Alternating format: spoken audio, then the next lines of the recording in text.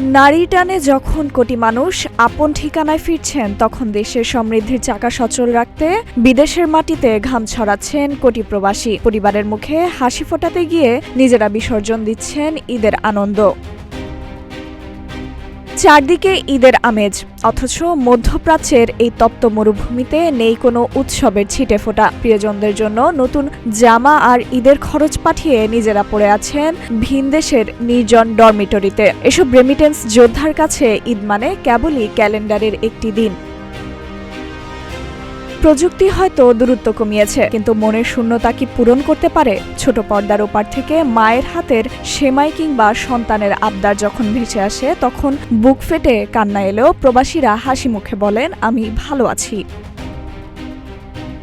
প্রবাসীদের একজন বলেন, দেশে থাকতে যখন ঈদের নামাজ পড়ে কোলাকুলি করতাম, সেই আনন্দ এখানে নেই। পরবাসে আমরা সবাই সবার আত্মীয়। কাজ শেষে রুমে এসে যখন বাড়ির কথা মনে পড়ে, তখন কলিজাটা মোচড় দিয়ে ওঠে। সবার খুশির জন্যই আজ আমরা দূরে।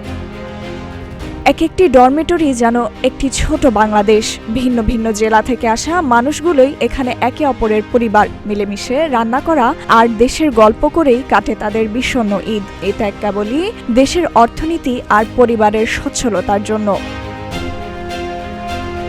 প্রবাসীদের পাঠানো অর্থে দেশে যখন উৎসবের ধুম পড়ে, তখন সেই আনন্দেই নিজেদের সার্থকতা খোঁজেন তারা। দেশের অর্থনীতির মেরুদণ্ড এই যোদ্ধাদের ঈদ কাটে বিদেশের রুক্ষ কর্মক্ষেত্রে।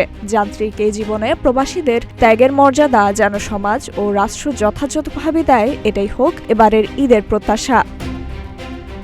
ফাইজা মেহরিন, প্রতিদিনের বাংলাদেশ।